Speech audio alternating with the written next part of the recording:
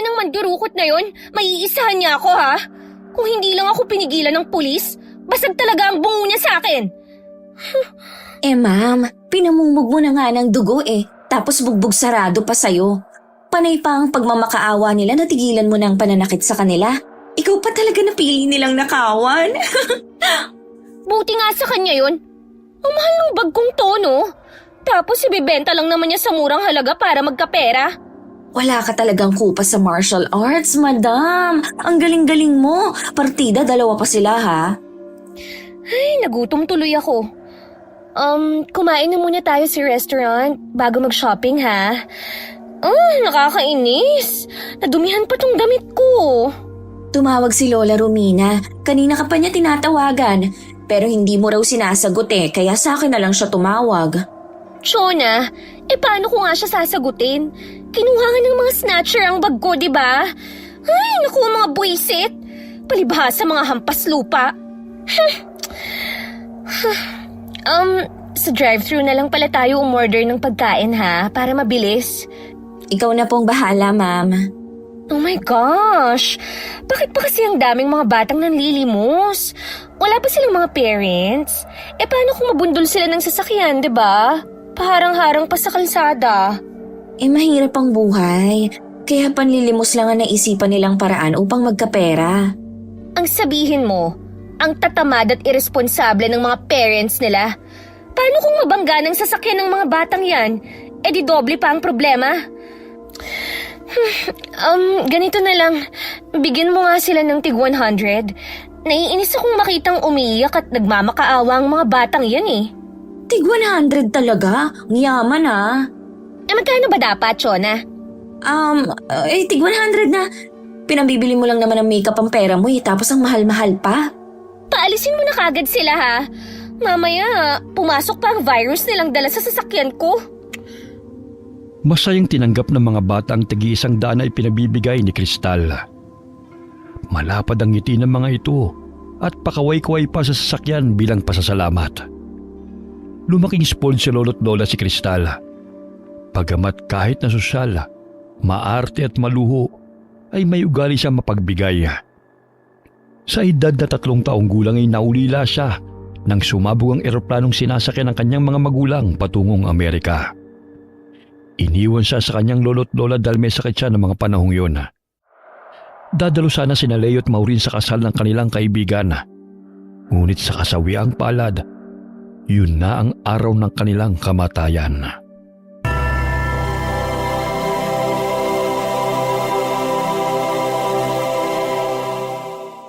Napapailing na lamang si Chona sa dami ng inorder ng kanyang amo. Tila ba'y 5 katao ang kakain nun. Madam, mauubos mo ba lahat ng to? Ang dami. Tapos 2 lang tayong kakain nito. Hindi naman mahilig sina lolo't lola ng fried chicken and fries Ibigay mo sa guard dun sa subdivision. Mukhang pumapayat Tsaka palaging inaantok. Mamaya hindi pa niya magawa ang trabaho niya ng tama. At pasukin pa tayo ng mga magnanakaw. Napuna mo pa talaga yun, ha? Ay, oo naman, no? Tapos namumutla pa. Alam mo siguro, ginugutom ng asawa niya kaya nagkaganon. Kaya ikaw, Chona, huwag kang mag-asawa ng mahirap, ha? Dahil kawawa ka talaga. Hindi naman ako katulad ninyo na ipinanganak na mayaman. Sino magkakagusto sa akin? Hindi naman ako kasing ganda mo. Tapusin mo na yung kinakain mo para makapag-shopping na tayo. Naku girl, excited na ako sa mga bags and dresses na bagong labas ngayon. Hindi mo pa nga nagagamit yung mga pinamili natin last week? Bibili ka na naman ulit? Gusto ko Natitiyak kong mandidilat na naman ng mga mata ng mga friends ko kapag nakita nila ang post ko. Hindi mo naman kailangan na magpa-impress sa kanila Simple life, happy life. Kahit every week akong mag-shopping, di naman mauubos ang pera ko, no? Isa pa, sa akin din naman ipapamana ni na lolo't lola ang wine company. And syempre, girl, bibigyan kita ng bonus, o diba? Basta maging honest at loyal ka lang sa akin, Matagal ng personal assistant at driver ni Kristal si Chona. Kababata rin niya ito at isa sa naging malapit sa kanya. Anak si Chona ng tauhan ni na Doña Romina at Don Jordana na pinagkakatiwalaan nila sa Viñardina Gardens sa La Union. Girl! Girl, bagay ba sa akin ang red gown na to? Tingnan mo. Ha? Naghahanap kasi ako ng masusuot sa birthday ng friend ko eh. Lahat naman ng damit bagay sa'yo eh. Kahit bihisan ka man ng basahan, ay, maganda ka pa rin. Che! Tigilan mo nga ako dyan. Dali na. Tingnan mo nga kung bagay sa akin. Mamaya pagtawanan nila ako eh kapag hindi fit sa katawan ko. Ayos na yan. 2 oras ka nang naghahanap ng damit wala ka pang nabibili. Sure na nga to, no? Tsaka, binilhan na rin kita ng gagamitin mo. O, diba? Paulit-ulit na lang kasi ang damit mo eh. Saan ba napupunta ang perang sinusweldo ko sa'yo? Madam, may mga nakababatang kapatid pa ho ako. Nag-aaral pa sila. Kaya nagtutulungan kami ni kuya hanggang sa makapagtapos sila sa pag-aaral. Si tatay na stroke last year kaya hindi na pwedeng magtrabaho sa ubasan. Okay. Basta binilhan kita ng damit, ha? Nakakainis makita kang parang hindi nagbibihis eh. Doon na lang ako bibili sa mumurahin. Mamaya ikoltas mo pa yan sa sahod ko eh. Oh, eto. Yan. Tig 1K lang naman ang t-shirt na yan. 1,000? Tapos 5 pa? May tig 200 isa sa sale. Tumahimik ka nga, Chona. Babayaran ko na to, ha? Huwag ka nang umepal pa. Palipat-lipat ang tingin ng kahera sa kanilang dalawa. Wala nang nagawa si Chona kundi hayaan na lamang si Cristal sa kagustuhan nito. Nanlaki ang kanyang mga mata nang makita ang bill nila sa mga pinamili. 75,000 sa iilang pirasong damit? Grabe! Last week, tig 100,000 na baging binili mo. Tapos ngayon? Shh! Shut up! Okay? Konti pa nga lang to eh. Sige na, bitbitin mo na ang mga yan. Tsaka yung mga binili ko sa'yo ha. Di ko ikakaltas sa sahod mo yon. Baka pagalitan tayo ni Lola kasi ang laki na naman ng nagastos mo. Chona, like what I've said, hindi mauubos ang pera sa ATM ko. Ako kaya ang tagapagmana ng kumpanya. Kaya marami akong pera. Ayaw mo nun? Naaambunan pa kita. Pero ma'am, ang sabi ni Lola, bantayan raw kita kapag... Shh, dalhin mo na nga yan at uuwi na tayo. Inilapat pa nito ang ATM card sa bibig ni Chona upang patigilin ito sa pagsasalita. Nasa 4th year college na si Cristal sa kursong Bachelor of Science in Business Administration. Ilang buwan na lamang ay magtatapos na ito. Sabik na itong magtrabaho bilang CEO ng kumpanya, kaya't wala na siyang pakundangang gumastos. Pagdating nila ng bahay ay sinalubong sila ni Lola Romina.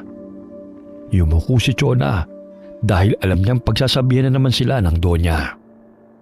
Oh, ang dami mo namang pinamili, iha. Hindi mo pa nga nagagamit ang mga binili mo last week. Pero heto ka na naman, nagwawaldas ng pera. Lola, binili ko naman po ito ng sale. Tsaka isa pa, kailangan ko po nang isusuot sa birthday ng kaibigan ko. Alam niyo naman na pabonggahan ng suot ng a-attend doon. Isa pa, ayokong maging chipipay sa paningin nila, no? Iha, kahit gaano kamahal ang damit, kung bagay sa'yo, ay magbumuka kang elegante. Hindi mo kailangang gumastos ng 75,000 para lang dyan. Binilhan ko rin kasi ng damit si Chona. Magkano lang naman ang kay Chona? Wala namang problema kung ibili mo siya dahil alam kong kailangan niya yon. Pero itong binili mo para sa'yo, may mga damit ka pang hindi nagagamit. Tapos ang mahal-mahal pa. Alam ko kung magkano ang ginagastos mo sa bawat magsha-shopping mo. Weekly at hindi bumababa sa 50,000. Sana naman, pahalagahan mong bawat perang ibinibigay sa'yo, iha. Hindi lang tayo basta namumulot ng pera. Paano kung wala na kami ng lolo mo? At yan pa rin ang makakaugalian mo. Mauubos ang pera mo sa mga walang kwentang bagay. Matuto kang gumastos ayon sa kailangan, hindi sa iyong mga luho. Lola, yung ginastos ko ngayon, barya lang naman to ah. Hindi mo malalaman ang kahalagahan ng isang bagay kung hindi mo pinaghirapan. Mas mabuti pang pagka-graduate mo ay magtrabaho ka na kagad. Sure, Lola. No problem. I accept to be the next CEO of the company. Bago mo makuha ang posisyong yan, gusto kong maranasan mo ang maging ordinaryong empleyado. What? Ayoko po, Lola. Kung ayaw mo, hindi ko ipamamana sa iyo ang kumpanya, kundi sa mga taong alam kong mapagkakatiwalaan ko sa pamamalakad, sa pinaghirapan namin ng Lolo Jordan mo. Dugot pawis namin ang inilaan namin upang mapalago ang Wine and Fruit Cocktail Company. Hindi pwedeng todo waldas ka lang ng pera. Kung nabubuhay pa ang iyong amang si Leo, hindi niya magugustuhan ang ginagawa mo dahil lumaki ang papa mo na masinop sa pera sapagkat nakita niya ang paghihirap namin ng lolo mo. Hindi naman mali ang bilihin ng iyong luho. Ngunit kung labis-labis na ang paglulustay ng pera, hindi na tama yon. Natahimik si Cristal at namula ang kanyang pisngi. Ilang beses na siyang pinagsasabihan ni Doña Romina dahil hindi na tama ang paggastos niya ng pera. Ngunit hindi pa rin siya natuto. Sabihan mo na lamang ako kapag tinatanggap mo ang alok ko sa'yo. Nang sa gayon makapag-umpisa ka ng makapagtrabaho sa La Union. Pero Lola... Tinalikuran ng Donya ang apo at dumiretso sa kwarto nito. Hindi niya magawang iwanan ang kumpanya kay Cristal hanggat hindi ito natututo. Marami ka pang dapat na matutunan, apo. Hindi ko ginagawa ito para pahirapan ka. Nagkatinginan sina Cristal at Chona. Pumuntong hininga ang dalaga dahil alam niyang nagalit ang Donya. Chona! Nagsumbong ka siguro sa kanya, no? Ha? Ay, hindi Bakit ako magsusumbong kung may access siya sa bawat perang ginagastos mo? Baka nakalimutan mong maraming tauhan ng lola mo, no? Siguro yung kakilala na naman niya sa bangko. Anyway, halika na sa kwarto ko. Dali! Nang maisukat ko na ang mga pinamili nating damit. Hindi ka pa ba tapos sa kakasukat ng mga to? Day, hindi pa, no? May 4 pa akong hindi nasuot kanina. Nagmamadali ka eh. Akala ko nga, free ko nang magagamit ang pera sa ATM na ibinigay ni Lolo. Except sa allowance na ibinibigay nila sa akin, may limit naman pala. Ano bang mabibili ko sa 10,000 every week? Marami. Isang buong sahod ko na yun, no? Hoy, grabe ka naman. Sobra kaya sa 10K yung pinapasahod ko sa'yo. Basta, dahan-dahan lang sa paggastos. Mabuti at pupunta ka ng La Union. Kung gusto mo sa bahay ka na tumire. Yun nga lang, hindi na bilang madam, kundi bilang ordinaryong tao kagaya namin.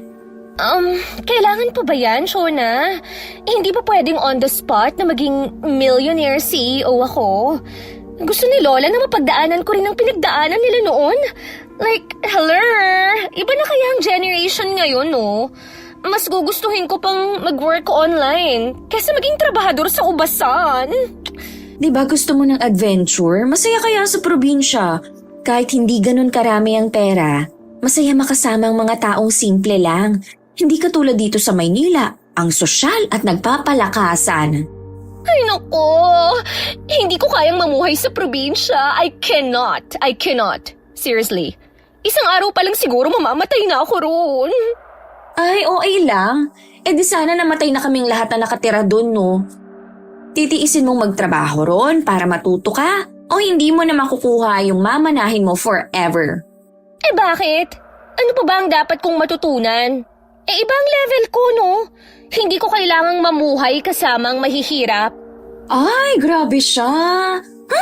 Allergic ka pala sa mahirap na katulad ko. Pupunta na ako ng kwarto, magpahinga ka na rito. Tawagin mo na lang ako kapag may kailangan ka, madam. Dadalhin ko na tong pinamili mo para sa akin. Thank you pala, ha? Basta libre to, Nakakainis naman. Bakit ang daming rules ni Lola? Kung hindi lang talaga kailangan. Ay nako, matagal na akong lumayas sa bahay na to. Sumapit ang pagtatapos ni Cristal. Masayang dumalong kanyang lolo at lola. Nakaupo sa wheelchair ang Donna habang tinutulak ng caregiver nito. Naghanda ng pagdiriwang sa mansyon si Doña Romina para i-celebrate ang graduation ni Cristal. Sila lang talaga ang masaya. Pero paghihirap ang mararanasan ko matapos nito. Oh my gosh. Makakayanan ko bang magtrabaho sa ubasan as a farmer o trabahador doon? Hindi bagay ang beauty ko roon. Madam, bakit parang hindi maipintay ang itsura mo? Numiti ka naman dyan. Ang saya-saya ng mga bisita mo sa party oh. Tapos ikaw parang naipit na pusa. Chona, sa palagay mo, sinong magiging masaya kung itatapon na lang basta-basta sa probinsya, ha? After nun, sana naman? As in, pagdadaanan ko ang lahat ng hirap. Hindi ka pa nga nag-uumpisa, sumusuko ka na agad. Ay naku, nakakainis ka talaga, girl. Makalipas ang 1 linggo ng graduation, kinausap ni Cristal si Doña Romina. Pumayag siya na magtrabaho sa ubasan kasama ang mga tauhan nila. Hindi pwedeng malaman ng mga empleyado na apo kita. Maliban na lamang kina Chona at ang nanay niyang si Basilia. Hindi ka pwedeng umastang senyorita ron kagaya ng kinagawian mo rito. Makitungo ka ng normal. Okay po, Lola. Magkakaroon ka rin naman ng sweldo kagaya nila. Sweldo? Kailangan pa ba yun? May sarili naman akong pera sa ATM, ah. Hindi mo pwedeng dalhin ito. Mamumuhay ka ng katulad nila. Itong 10,000 na pocket money mo. Libre naman ang ticket ninyo sa eroplano. What? Paano ko pagkakasyahin to? Oh my gosh, hindi pwede to. Papayag ka ba sa kasunduan natin o hindi? Papayag. Papayag na ako. Pero Lola, sobrang liit po ng 10K na to. Wala ng pero-pero. Kailangan mo matutong humawak ng pera. Magtipid ka. Chona, iha, kayo nang bahala kay Cristal. Ipapahatid ko na kayo sa tauhan ko sa airport. Opo, Lola. Sakay ng eroplano. Mahigit 1 oras ang kanilang nilakbay patungo sa probinsya ng La Union. Wala bang susundo sa atin? Ang init na oh. Magbabas tayo 30 minutes. Makakarating na rin tayo sa pupuntahan natin. Wala bang taxi rito? My gosh, first time kong sumakay ng bus. Mamaya mapano pa tayo eh. Hindi ka Donya rito ah. Kung ano man ang nakasanayan mo sa Maynila, sinabi ni Lola na iwan mo doon. Oo na, kakainis naman to. Ayun ang bus, halika na dali. Mamaya mapag-iwanan pa tayo. Pwede bang dahan-dahan naman? Kumakahila ka ha? Kailangan nating makasakay kaagad dahil kapag nahuli tayo, mga 1:00 pa ulit ang susunod na biyahe. Bakit kasi hindi na lang tayo nag-arkila ng sasakyan? Para hindi na tayo makipagsiksikan sa bus. Hello, sapat lang yung baon mong pera sa pang-araw-araw na gastusin. 1 buwan pa bago ka pa makasahod, no? Nakabusangot na sumunod si Cristal kay Chona habang tinatahak ang kinaroroonan ng bus. Parang masusuka pa siya sa samot-saring amoy na kanyang nalalanghap. Kaya't nag-spray siya ng alkohol sa buo niyang katawan. Ano ba yan? Pati ako pinapaliguan mo ng alkohol eh. Girl, ganito ba talaga kapag public yung sinasakyan? Shucks, ang baho. Hindi na talaga ako makakatagal kapag ganito na lang palagi.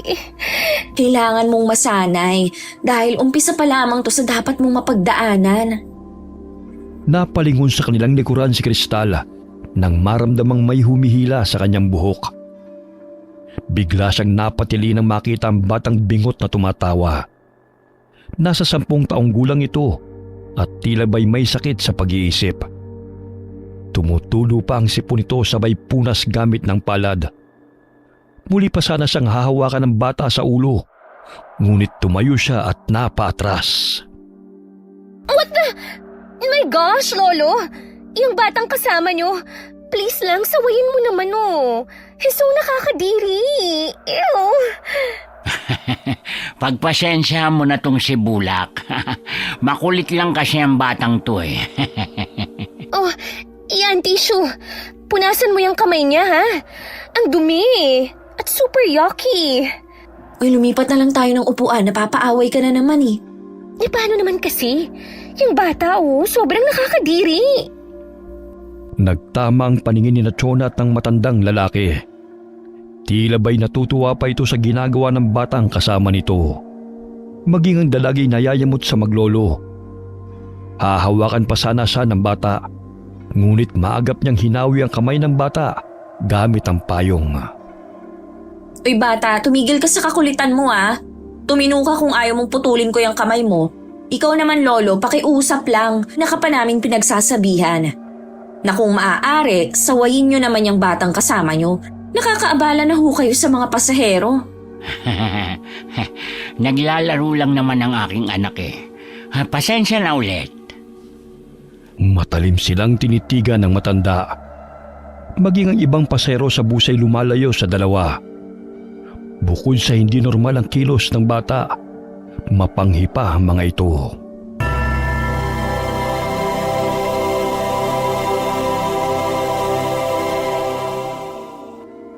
Umupo sila sa bandang likuran malayo sa maglolo.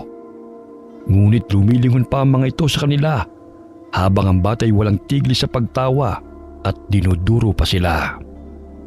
Ganito ba talaga ang mga tao rito, Chona? Tingnan mo yung matanda, Parang mangangain kung makatingin. Tapos yung bata, tawang-tawa pa talaga sa akin. Huwag mo na lang silang pansinin, titigil din ang mga yan. Malayo pa ba tayo? Nangangati na ang buong katawan ko. Gusto ko na talagang maligo. 45 minutes pa bago tayo makarating sa Viñardina. Ang tagal naman. Malapit na. Naunang bumaba ang maglolo. Ngunit wala namang pamamahay at tanging masukal na gubat sa paligid.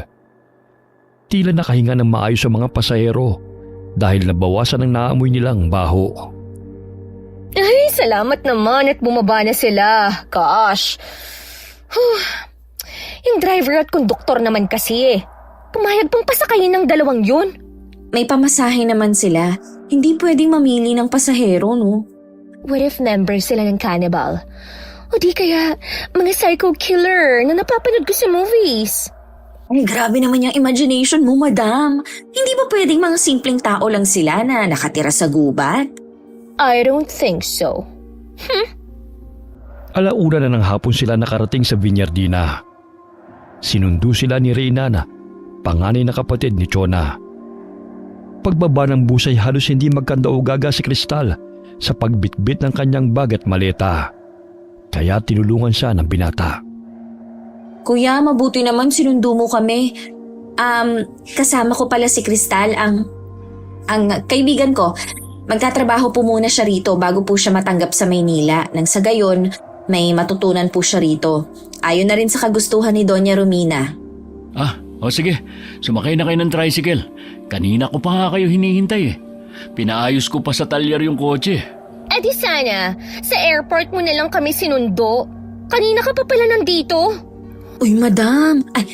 Kristal, tumahimik ka nga. Marami kayang ginagawa si kuya. Sumakay ka na at nang makarating na tayo sa bahay. Gutom na ako eh. Antaray naman itong kaibigan mo, Chona. Mabuti na lang at maganda. Inirapan ni Kristal ang binata at padabog na umupo sa loob ng tricycle. Napangiti na lamang ang binata sa dalaga na tila may bata itong naiinis. Humanga si Kristal sa lawak ng taniman ng ubas. Nagniningning ang kanyang mga mata habang pinagmamasdan ng mayayabong na mga pananim. Wow! Ang ganda pala rito, no? Talagang-alaga nilang mga ubas. Dapat lang. Ito na ang bumuhay sa amin, kaya kailangan na alagaan naming mabuti. Marami kang matututunan dito, mula magtanim hanggang sa gumawa ng wine. Expert si Kuya Reynan sa mga bagay na yan, Kristal. Kaya siya nang bahala na magtuturo sa'yo. Sa akin lang. Ano naman ang gagawin mo? Di ang matulog sa bahay. Wala pa naman akong trabaho eh. Isa pa, nandito ka para maging trabahador sa Viñardina. Kaya sitting pretty ako sa bahay. What? Bakit hindi ako na-inform ni... Akala ko ba malinaw na sa'yo ang lahat? Nandito ka para magtrabaho. Kung anong ginagawa ng mga empleyado, dapat mong matutunan. Sa gayon, ma-promote ka, di ba? Bruha ka talaga, Chona. Alam kong kinausap ka Hep, ni... hep, hep, hep, hep! Bawal ang umangal. Kailangan magtrabaho ka ng maayos. Dahil kung hindi, mababawasan sweldo mo. Ikaw ang babawasan ko ng sweldo. Magawa ko lang talaga ang lahat ng pinapagawa sa akin. Ha? I will fire you. Ganon. As if naman talagang magawa mo yan, no? Ay, salamat. Makakapagpahinga na rin sa wakas. Makakatulog na ako ng mahimbing sa bahay. Alam ni Reyna na apo ni Doña Romina si Cristal. Ngunit nagkukunuri lamang siya na hindi niya totoong kilala ang dalaga. Ayon na rin sa kagustuhan ng Doña. Si Reyna ang pinagkakatiwala ng Doña sa Vineyard Garden. Siya ang pumalit sa posisyon ng ama ng ma-stroke ito. Ang binatay vineyard manager na siyang tigapamahala ng mga pananim, pagkontrol ng peste at iba pa. Ngunit simple lamang itong manamit at nagtatrabaho kasama mga empleyado. Oh, nandito na tayo. Ako na ang bahala sa mga gamit niyo. Naaamoy ko ng luto ni nanay ah. Sigurado akong pinagluto niya ako ng pansit. Halika na, Cristal. Sigurado ako mapaparami ang kain mo.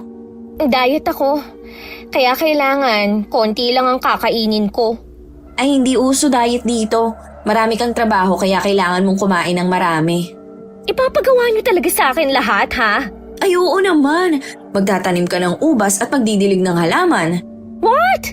Kada buwan, 10K ang sahod mo. Plus bonus kung masipag ka. Pero kung tatamad-tamad, di walang dagdagang sweldo mo. Ngayon pa lang, gusto na talaga kitang sabunutan, Chona. Sigurado akong nagsusumbong ka kay Lola. Oops! Isa sa rules ni Lola na walang makakaalam na apo ka niya. Dahil kung may makapagsasabi sa kanya na umaastang milyonarya ka rito, hahaba ang panahon ng pananatili mo sa lugar na to. Hindi kita amo ngayon ha, kaya bawal mo akong utusan. Makikita mo talaga, Chona. Kapag natapos ko ang trabaho ko rito, ha? I will kill you! Halika na nga, gutom lang yan. Dadaling ko na lang itong mga maleta sa kwarto. Sabihan nyo na lang ako kung may kailangan kayo, ha? Lalo ka na, Miss Mataray. Magkapatid nga kayo. Pareho niyo akong binibwisit. Hoy, ikaw, Reynan.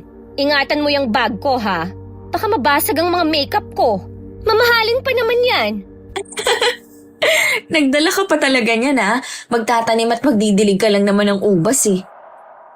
Inirapan ng dalaga si Cristal at natuon ang pansin ito kay Reynan na nooy nagpapalit ng damit. Bumungad sa kanyang paningin ng matipunong katawan ng binata. Titig na titig ah. Uy, kung nakakatunaw lang ang tingin, siguro kanina pa natunaw yang si kuya. Sus, napatingin lang issue agad. Ubusin mo na nga yung pinagmamalaki mong pansit. Ang daldal mo.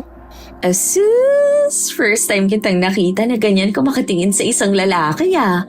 Kahit na ang dami mong manliligaw, hindi ko naman ganyan sa kanila. Ikaw ha, namumuro ka na talaga sa aking babae ka. Kung hindi lang talaga kailangan na pumunta rito, hindi ako tutuntong sa lugar na to eh. Isa pa, hindi naman kagwapuhan yung kapatid mo para matuon ko ang pansin ko sa kanya. Excuse me. Bakit namumulay ang pisngi mo? May pagnanasa ka kay kuya no? Hindi na nakapagpigil si Cristal kung kaya't kinurot niya sa tagiliran si Chona at pinandilata ng mata. Ngunit hindi niya maintindihan ang sarili kung bakit humanga sa isang lalaki. Kahit marami naman siyang nakikitang mas gwapo at matipunong pangangatawan kaysa kay Reynan. Maiwan ko na muna kayo rito, ha? Marami pa kasi akong gagawin, eh. Sige kuya, baka matunaw ka pa kasi rito eh. Oh my gosh, grabe naman ang hot niya.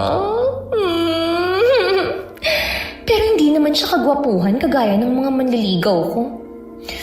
Out of 10, 7 lang ang score niya for me. Pero bakit parang nakuka ko sa kanya? Bakit parang nakatulala ka naman, madam? Aminin mo nga sa akin. May gusto ka sa kanya, no? Che, He's not my type, no? Kaya tumigil ka na. Hindi raw type, pero nagbablush. Chona, isang pangaasar pa. Pati yung plato ipapakain ko sa'yo. Tila nabulunan si Chona nang makita ang reaksyon ni Kristal. Salubong ang mga kilay nito na nakatingin sa kanya. Kaya tumigil na lamang siya sa pangaasar sa dalaga dahil alam niyang napipiko na ito. Kinabukasan, alas 6 pa lamang iginising na ni Chona si Kristal dahil unang araw nito sa trabaho. Gumising ka na, maaga pa kayong pupunta sa ubasan. Mamaya na. Inaantok pa ako eh. Sa tuwing late sa trabaho, may kaltas ang sweldo. Nakakainis ka na talaga. Wala na akong freedom sa'yo. Isa sa dapat mong matutunan ang time management. Hindi pwedeng kung kailan mo lang gusto tsaka ka magtatrabaho. Bilang empleyado, may working hours tayong sinusunod. At dahil trainee ka pa lang, dapat mas maaga kang makarating sa ubasan. O bakit ikaw? Hindi ka pa naliligo. Ikaw lang ang magtatrabaho. Dito na muna ako sa bahay. Matutulog buong maghapon. What? Hindi mo ako sasamahan? Dadalhan na lang kita ng pagkain mamaya. Bilisan mo nang maligo. Tsaka ko hinihintay ka na ni kuya. Matapos na makapagbihis, lumabas ng kwarto si Kristal. Nadatnan niya naghahanda ng almusal ang binata. Humanga siya dahil maasikaso ito sa mga kapatid at mga magulang. Oh, nandiyan ka na pala, Kristal. Mag-almusal ka na. Nang sa ganon, makaalis na tayo. Sige. Kumain ka na marami ha. Kasi kailangan mo ng lakas sa trabaho. Oh my gosh! Ang bango-bango niya. Napaka-gentleman pa niya at handa akong pagsilbihan.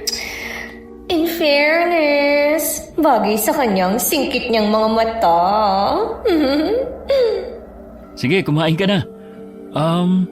May dumi ba ako sa mukha? Wala. Naparami kasi ang lagay mo ng kanin ni. Pero uubusin ko to. Bumilis ang tibok ng kanyang puso nang mahuli siya ng binata na matalim niya itong tinitigan. Nakaramdam siya ng hiya, kaya nabaling na lamang ang pansin niya sa kinakain.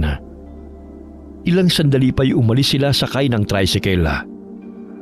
Nadadaanan nilang mayayabog na pananima at humanga si Kristal kung paano alagaan ng mga magsasaka ang mga pananim na ubas. Magsisimula muna tayo sa basic. Kung paano ang pagtanim at tamang pag-aalaga. Hindi kasi pwedeng sumobra mga abono dahil nakakasama rin sa mga tanim na ubas. Kailangan bang araw-araw na puntahan ng mga pananim? Nakakapagod naman yan. Oo, dahil tinitingnan namin kung may mga peste. Kailangan talagang alagaan ng mga produkto na maayos. Ang lamig ng simoy ng hangin. Nakalanghap din ako ng fresh air. Natitiyak kung magugustuhan mo rito, Kristal. Baka nga mas gugustuhin mo pa magtrabaho rito kaysa bumalik na Maynila eh. Ano? Maging tagatanim ng ubas? Big no sa akin yan. Parang allergic ka talaga sa lupa ah. Pero hindi ka makakatakas at mararanasan mo talagang gawin ang pagtatanim. Pagdating nila sa Viñardina Garden, ay patakbo silang sinalubong ni Helena. May bitbit itong host dahil nagdidilig ito ng pananim. Magandang umaga po, Sir Reynan. May kasama po pala kayo. Ah, oo. Si Kristal. Bagong trabahador dito. Kristal, siya pala si Helena. Magdadalawang linggo na siya nagtatrabaho rito. Isa siya sa tauhan na mabilis na matuto. Okay. Sir, kung may ipag-uutos po kayo, sabihan niyo lang po ako ha. Wala pa naman. Pero tapusin mo na ang pagdidilig mo sa mga pananim ha. Ipapasyal ko muna sa garden to si Kristal para maging familiar siya rito. Tapos na po ako sa pagdidilig, sir. Sasamahan ko na kayo. Isa pa, hindi ko pa nalibot ang buong taniman eh. Required ba talaga ang pagpapacute kapag kinakausap mo ang boss mo? Kabago-bago mo rito ang suplada mo. Ano bang problema mo, ha? Ikaw! Oh, halina kayo. Ang aga-aga para uminit ang ulo niyong dalawa. Marami tayong gagawin, kaya mag-focus tayo sa trabaho. Pinakilala ni Reyna ng mga trabahador kay Cristal at Helena. Binati ito ng babae habang si Cristal ay tahimik lamang. Napatingin ito sa babae dahil naiinis siya sa tuwing nagpapapansin ito sa binata at pasimpleng humahawak sa braso ni Reynan kapag nagkukwento. Tapatin mo nga ako. Trabaho ba ang pinunta mo rito o ang pakikipaglandian? Sabat ka ng sabat sa tuwing magsasalita siya. Tapos ka na niyang ma-orient sa mga dapat mong gagawin, di ba? Pwede ba? Umalis ka na at pabayaan mo na kami rito. Kung hindi si Sir Reynan ang nagpapaalis sa akin, hindi ako aalis. At sino ka ba para pagsalitaan ako ng ganyan, ha? Wala ka pa ngang isang araw dito eh. Pero kung umasta ka, akala mo may-ari ka ng ubasan? Hindi ba kayo titigil? Doon tayo para tumahimik kayong dalawa. Binigyan ng tagi-isang walis ng binata ang dalawa upang tumigil na sa pagbabangayan. Malawak ang taniman at may lugar na may pananim na puno ng mangga. Kaya inutusan nito ang dalawa na maglinis sa paligid. Hindi na parte ng trabaho ko ang pagwawalis. Ibigay mo na lang lahat sa kanya ang trabahong to. Hindi pwede dahil may lugar na nakatoka para sa kanya. At ikaw, Miss Mataray, kailangan mong linisin ng lugar na ito. At saka yung mga damo na tumutubo, pakialis na rin ha. Konti na lang naman yan eh. What? Huwag ka nang umangal pa. May pupuntahan pa ako. Babalik din naman ako eh. Isa pa, ang dali ng trabahong yan. Wala pa yan sa kalahati ng ipagagawa sa'yo. Hoy! Huwag mo akong iwan dito! Hindi ito ang trabaho ko! Kapag nagtatrabaho ka sa Vinyardina, dapat flexible ka. Hindi pwedeng mamili ng trabaho. Kaya sige na, umpisahan mo na magwalis para matapos mo yan bago mananghalian. Ang lawak nito oh. Paano ko matatapos? Tumigil ka sa pagrereklamo. Tignan mo nga yan si Helena. Kahit anong trabaho, walang angal. O sige, see you later ha. Helena. Puro ka nalang Helena. Bida-bida at filingera naman ng babaeng yan eh. Nakasuot siya ng malapad na sombrero habang nagwawalis. Saglit siyang napatigil at napasulyap kay Helena. Nakatingin ito sa kanya at napapangisi. Mukhang witch sa haba ng buhok niya.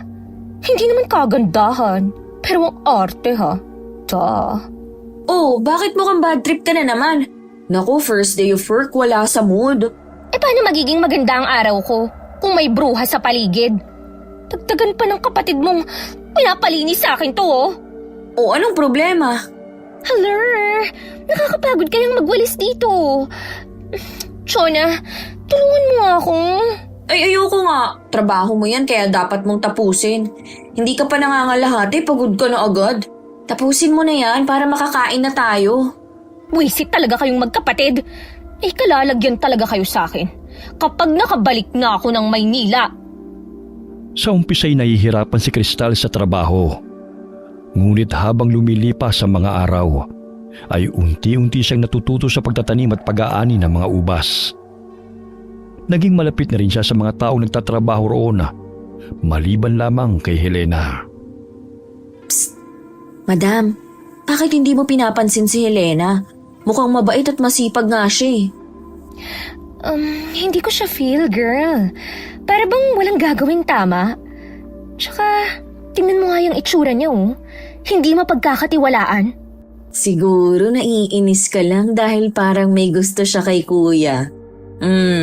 Aminin mo. Uy, hindi ah. Ayoko lang talagang dumikit sa babaeng yan. Baka mahawa pa ako sa kalandian niya. Sus, nagsiselos ka lang eh. Alam mo madam, nararamdaman kong matagal ka nang may gusto kay Kuya Reynan eh. Iba kasi kung makatingin ka sa kanya, parang lalamunin mo siya na hindi ko mawari. Loka-loka. Mamaya may makarinig sa'yo at maniwala sa pinagsasasabi mo eh. Hinila nito ang buhok ni Chona, dahilan para mabuwal ang dalaga sa kinauupuan nito. Pinagtitingin na sila ng mga tao dahil sa kanilang pagbabangayan. Ilang sandali pa'y lumapit si Reynan sa kanila. Oh, ano na naman ang pinagtatalunan nyo? Ay, wala. Nilalambing ko lang tong kapatid mo. Ang cute-cute kasi. Sinabi ko sa kanya na kailangan na niyang magpagupit ng buhok. Nang sa gayon, hindi siya matulad kay Helena. Kulang na lang walis para maging mangkukulam. Ikaw talaga, Crystal. Mapagbiro ka rin pala eh. I'm not joking, no? Totoo kaya ang sinasabi ko. Psst, narinig ka oh. Mamaya magalit yun. Alam mo doon, papunta na siya rito. So anong pake ko? Hindi ako takot sa kanya, no? Excuse me. Narinig ko na akong pinag-uusapan ninyo. Pero hindi naman masama ang loob ko eh. Mangkukulang man ako sa inyong paningin. Ayos lang naman. Ang importante, hindi ako katulad mo na parang anak araw. Chona, Sir Reynan, sa susunod na linggo, fiesta po sa baryo namin. Gusto ko po kayong imbitahan. Pasasalamat na rin po dahil tinanggap niyo ko sa trabaho. Inimbitahan ko na rin ang iba nating mga kasama, kaso hindi raw sila pwede. Sana naman paunlakan ninyo ang aking paanyaya. Kung hindi busy, pupunta kami. Linggo naman po, day off naman natin. Paminsan-minsan, kailangan din po natin maglibang, hindi puro trabaho. Sige. Susunduin ko na lang kayo sa labasan. Basta sir, walang atrasan ha? Kabebe yarn. Kakabwisit ha. Crystal, sumama ka na rin sa amin. Mas masaya kapag marami. Para naman makapamasyal ka naman. Helena, hindi ko pa nga pala na itatanong kung saan yung lugar nyo. Sa sitio Kabasaran, sir. Hindi pamilyar ang lugar na yan sa akin Crystal, pwede ka namang sumama. Kung gusto mo lang naman. Dahil ipagluluto ko si Sir Reyna ng masarap na putahe na hindi mo pa natitikman. She, feelingera ka? Hindi bagay sa'yo ang magpabebe, girl. Tingnan mo nga yung itsura mo. Parang pusa kang naipit. Pigilan tawa ni Reynan dahil sa sagutan ng dalawa.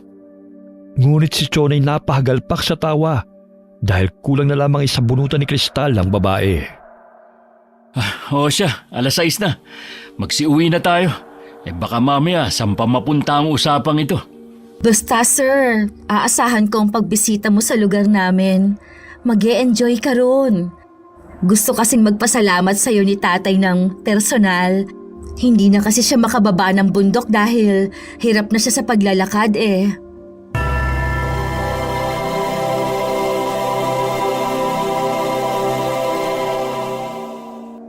Sabik ng ama ni Helena na makilalang lalaking madalas na bukang bibig nito. Mailap sila sa mga tao.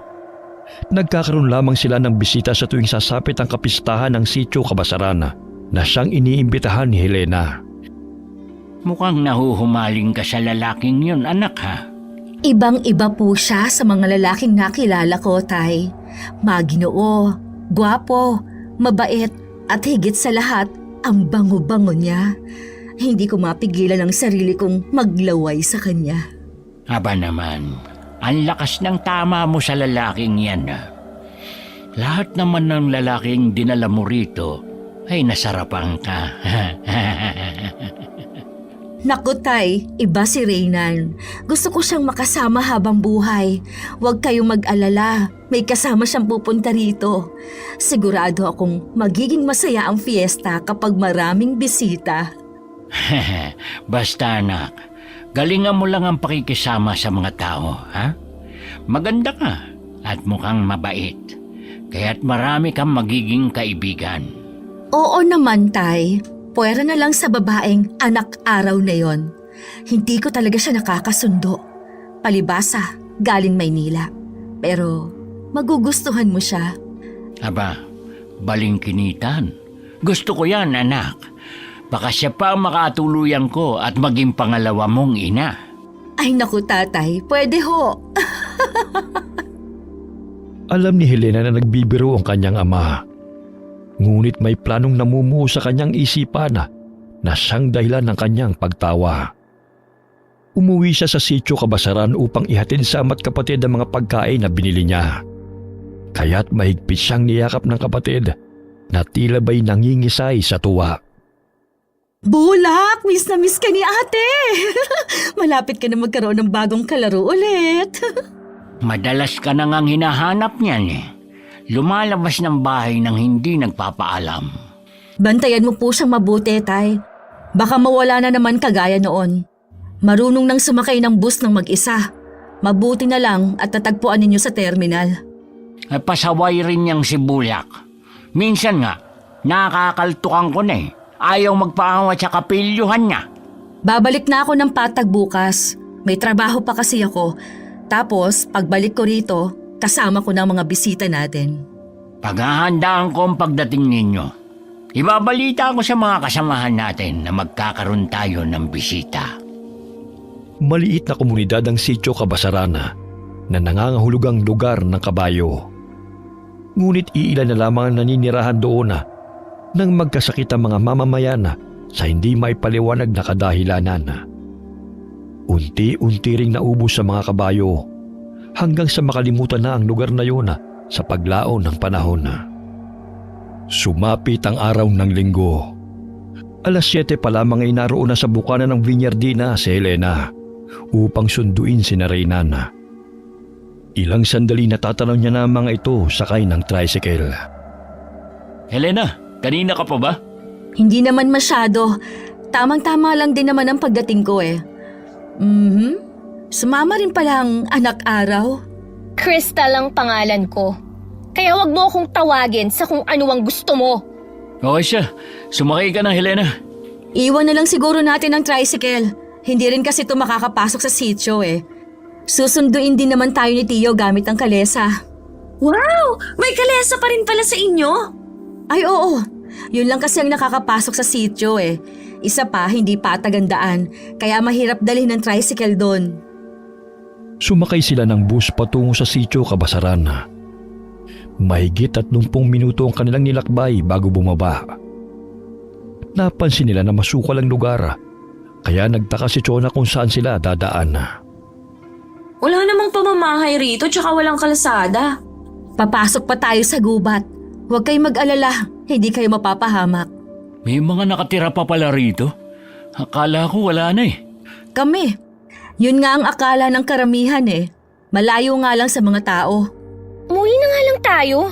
Kung saan-saan pa tayo dinadala ng babaeng yan eh. Mamaya, may bad motives pala sa atin. Ikaw na lang ang umuwi. Total, ikaw lang naman ang maarte eh. Tama na nga yung pagtatalo nyo. Oh, saan na tayo dadaan? Sa tulay ng Kawayan. Alam ninyo, dinadayo ang lugar na ito noon. Kaya lang dinapuan ng sakit ang mga kabayo at ilang residente. Kaya't nagsialisa ng mga naninirahan sa amin. At iilan na lamang ang natira. Kabilang na rin ng pamilya ko. Parang may naikwento nga rin si Lola noon, kuya. Pero ibang bersyon. Nagkasakit raw ang mga hayop dahil sa matandang babae na dumating sa lugar na to na pinaghihinala ang aswang. Siyang dahilan ng pagkakasakit ng mga hayop at mga tao. So aswang ka, Helena. Gusto mo kaming kainin? Ha? Nagpapaniwala pa kayo sa aswang? Eh di sana, kinain na kaming lahat na naninirahan doon ano? Sadyang binaon na sa limot ang lugar namin dahil sa masamang pangyayari at kung ano-anong kwento na ang naririnig. Pero maganda pala ang lugar na to ha. Ngayon lang ako nakarating dito. Eh, hindi ka naman yata umaalis sa Viñardina eh. Puro ka na lang kasi trabaho, sir. Kaya makakapag-relax ka rito. Malayo pa ba tayo? Kanina pa tayo naglalakad pero wala pa akong nakikitang ibang tao. Parang hindi naman fiesta eh. Medyo malayo-layo pang lalakarin natin. Ay naku, gutom at pagod ang aabuti natin dito. Bakit ka pa kasi sumama? Eh puro ka naman reklamo. Oh, ayan, may mga tao na. Sakay ng kalesa. Sina Chong na yan. Sumakay sila ng kalesa patungo sa sitio. Ngunit habang papalapit sa paroroonan ay hindi na mawari ni Chona ang kakaibang pakiramdam. Nauhuli ng dalaga na matalim silang tinititigan ng tiyuhin ng babae sa tuwing napapalingon ito sa kanila. Kakaiba ang fiesta rito ha. Tunog ng tambol ang maririnig. Hindi katulad sa bayan na malakas na sound system ang gamit. Simpleng namumuhay ang mga taga rito. Ngunit kahit na hindi nakakasabay sa teknolohiya, masaya pa rin ang mga tao. Ipapakilala ko kayo sa mga kasamahan ko. Minsan lang kami nagkakaroon ng bisita kaya sabik silang makilala kayo. My gosh! What kind of place is this? So creepy pa ng mga tao. Paano ba naman? Minsan lang sila nakakakita ng anak araw kagaya mo. Bumaba sila ng kalesa habang ang mga mata ng mga taga-roon ay nakatuon sa kanila. Pinapakilala sila ni Helena sa mga nakakasalubong nila at mapanuring tingin at malapad ng ngiti ang makikita sa mukha ng mga tao roon. Huwag kayong matakot. Masaya lamang silang makita kayo. Nanibago lang sila sa inyo. Bakit parang wala naman kayong bisita maliban sa amin? Naku, napaaga lang ang dating natin. Mamaya magsisidatingan na rin ang mga tao. Parang mga katutubo pala mga taga rito, Helena. Mga sinaunang pamamaraan pa rin ang gamit nila sa pagluluto. Tignan niyo yun, oh. Nagsasaing siya sa kawayan. Ah, oo. Yan talagang nakakaugalian kapag araw ng kapistahan. Masarap kasi kapag sa kawayan nagsasaing. Nanlaki naman ang mga mata ni Chona nang mapadaan sa matandang babae na naghahalo ng niluluto nito sa malaking kawa. Napangisi pa ito sa kanila at bigla na lamang tumawa ng malakas nang makalampas sila. Helena, hindi naman sa pag-iinarte, ano? Pero parang napaka-weird na mga taong nakatira sa lugar ninyo. Satcho lang, girl. Yung tipong hindi gagawa ng tama. Umalis na tayo. Baka ano pa ang gawin nila sa atin? Napapraning lang kayong dalawa. Walang mangyayaring masama sa inyo rito, no? Lalo na kay Sir Reynan. Sir, sigurado akong magugustuhan mo ang niluto kong adobo at litsyong manok. Wow ha! Kung makakapit ka, wagas. Pwede ka naman sigurong magsalita ng hindi nakadikit yung katawan mo sa kanya, no? Ano bang problema mo, ha? Hindi mo naman nobyo si Sir Reynan para pagbawalan ako lumapit sa kanya? Oh, sinabi ko bang nobyo ko siya? Kung makayakap ka sa braso niya, parang tukukang hindi makaihi ng 1 week. Isa pa, nakakaumay ang pabebe mong boses na para bang butiking naipit. Ew. Sumusobra ka na sa pang-iinsulto sa akin, ha? Akala mo kung sino ka, kung makapagsalita ka? O bakit? Anong gagawin mo, ha? Itinulak ni Helena si Cristal kaya't napatras ito. Nang napalingon ng dalaga sa nasandalan nito, ay bigla siyang napatigil nang makita ang batang naangisi sa kanya. Ay, Tiyanak! Oh! Uy, lumayo ka nga sa akin! Bitiwan mo nga ako! Alis! Shoo! Shoo! Hindi siya tiyanak. Anak siya ng kapitbahay namin. Kung makataboy ka sa kanya, parang hayop pa. Bata, pwede bang lumayo-layo ka ng konti sa kasama ko? Alam kong naninbago ka sa kaputian niya. Baka magkapasapa yan sa ginagawa mo. Pasensya ka na, bata, ha? Halatang nanggigigil ang bata kay Cristal sapagkat kinukurot niya ang dalaga. Kaya't mahina niya itong naitulak nang nakaramdam na siya ng pagkainis. Hoy, Cristal! Huwag mo naman siya saktan, ha? Bata yan at naninibago lang sa'yo. Nakikita mo naman ang ginagawa niya sa akin, 'di ba? Pero hindi mo sinasaway. Sabihin mo sa kanya na hindi ako manika na pwede niyang kurut-kurutin. Tumakbo ang bata palayo, ngunit tumatawa pa ito habang nakatanaw kay Cristal. Tinapik ng binata ang balikat ng dalaga upang pakalamahin. Ilang sandali inakbayan siya nito at kinausap upang humupa ang kanyang pagkainis. Nakasimangot si Helena nang makita ang ginagawa ng binata kay Cristal. Lalapit pa sana ito kay Reynan, ngunit pumagitna si Chona upang hindi maagaw ng babae ang atensyon ng kapatid kay Cristal. Babantayan na lang kita. Nang sa ganon, hindi manggigil yung mga bata sa'yo. Nakyutan lang sila sa'yo kasi akala nila manikang naglalakad ka eh. Kurot na may kasamang hila pa eh. Hinaharas na ako ng batang yun. Ngayon lang sila nakakita ng mistisang manika. Pero hindi nila alam ang taray mo. Kinindatan pa nito ang dalaga matapos na magsalita. Ilang sandali dinala sila ni Helena sa kubo. Walang tao ngunit nakahanda ng mga pagkain sa lamesa. Hindi lumalayo si Reynan kay Cristal na animoy pinoprotektahan nito ang dalaga. na siya namang kinainis ni Helena. Ito na ba ang bahay niyo, Helena? Pahingahan ko ito. Sinabihan ko si tatay na ilagay na lang dito ang mga pagkain. Magulo kasi sa bahay nakakahiya naman sa inyo. Sige na, maupo na kayo. Sir Reynan, dito ka na umupo sa tabi ko. Dito na lang ako sa tabi ni Cristal. Mas maganda kasi na malapit sa bintana eh. Eksaktong 12:00 ang dating natin Kaya pala nagrereklamo na tong tiyan ko. Naningkit ang mga mata ni Helena nang mapansin na hindi lumalayo si Reynan kay Cristal. Pansamantala niyang hinayaan yun kahit naiinis ang makita na magkalapit ang dalawa. Ilang sandali pa'y inilapag ng babae ang lechong manok sa mesa para makapagsimula na silang kumain. Naku, dumudugo pa Hindi pa tuluto, Helena. Luto na yan. Maarte ka lang talaga. Isa lang na lang ulit natin sa apoy. Ako nang bahala rito. Tumayo si Reynan at tumungo sa kusina ng kubo. Tinulungan niya si Helena upang maisalang muli sa apoy ang lechong manok. Napapansin niya ang madalas na paghaplos ng babae sa kanyang mga braso at pagdikit ng dibdib nito sa kanya. Helena, alam kong masaya ka sa pagdating namin dito. Pero hindi maganda sa babae na magpakita ng motibo sa isang lalaki gaya ko. Maganda ka, pero hindi ako ang lalaki na para sa'yo. Bakit hindi? Alam mo, sir, nakakahiya mang aminin.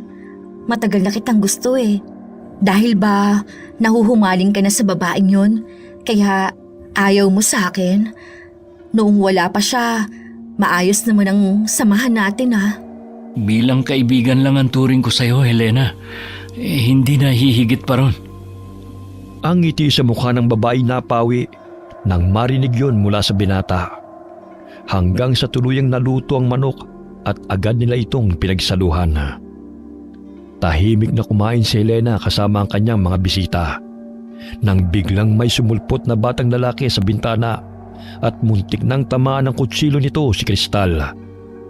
Ngunit maagap na nahawakan ng dalagang kamay nito, dahilan para magpumiglas ang bata. Oh, shit! Gusto mo pa akong patayin, ha? Hoy bata! Siya yung batang nakasabay natin sa bus nun Oo, siya nga. Hoy, hanggang dito ba naman sinusundan mo ko, ha? Ano bang kailangan mo sa akin? Papaliin ko talaga tong kamay mo. Gusto mo pa akong patayin, ha? Pakiusap, bitiwan mo siya, Cristal. Namimilipit na siya sa sakit, Hindi ko siya bibitiwan hanggat hindi niya binibitiwan ang kutsilyo. Bulak, bitiwan mo yan. Hindi yan laruan. Dali-daling kinuha ni Reyna ng kutsilyo ng bata. Ngunit hindi pa rin siya pinapakawalan ni Cristal kahit nagpupumiglas na ito. Ngunit matalim itong nakikipagtitigan sa dalaga. Lumalabas pa ang ngipin nito sa bingot nitong bibig. Bitawan mong kapatid ko, Cristal. Nasasaktan na siya. Kapatid mo siya? Bakit may kutsilyo at gusto pang saksakin si Cristal? Pasensya na kayo. Hindi ko nasabi na may sakit sa pag-iisip itong kapatid ko. Akala niya nakikipaglaro lang siya. Hindi niya alam na nakakasakit na siya ng tao. Di sana, ilayo niyo siya sa mga tao. O di kaya ipagamot mo. May trabaho ka naman, di ba? Sandali, iuwi ko muna siya sa bahay. Pagpasensyahan niyo na ulit itong kapatid ko. Dali-daling inakay ni Helena ang batang lalaki patungo sa kanilang bahay. Pinagsasabihin niya ito sa daan, ngunit humahagik-gik lamang ang bata. Oh, anak, bakit kasama mo na yung kapatid mo? Kumusta yung mga bisita mo? Nasarapan ba sila sa lechon na luto ko? Tay, bakit hinayaan mo makalabas tong si Bulak? Hindi na nakapagpigil ang sarili. Muntikan pang masaksak si Cristal. Maaga pa para magsaya. Nagpaalam dahil makikipaglaro lang daw. Hindi ko naman alam na sa inyo ang punta niya. Ay, mandar na naman ang kakulitan ng kapatid mo. Iwan mo na siya at ako nang bahala sa kanya. Bulak, mamaya ka pa makikipaglaro sa kanila. Lalo na sa babaeng anak araw na yon. Hindi pwedeng maisipan nilang umalis dahil maaga pa. O sige na, bumalik ka na sa kubo at ihahanda ko lang ang gagamitin natin mamaya. Sabik na akong makatikim ng sariwang laman at dugo sa kapistahan ng baryo. Tay, basta ayokong saktan ninyo si Reynan. Pakisabi sa mga kasamahan natin dahil akin siya at gusto ko siyang asawahin. Bahala na kayo sa dalawang babae. Oo na, masusunod anak. Hinahasa ng mabuti na matandang lalaki ang kanyang itak na ginagamit niya sa pagtatay. Sumilip siya sa bintana at naaninag niya ang mga bisita nila na naroon sa kubo. Aba, ang ganda ng isang yun ah. Kaya siguro nasasabik si Bulak dahil mistisa at mukhang manika.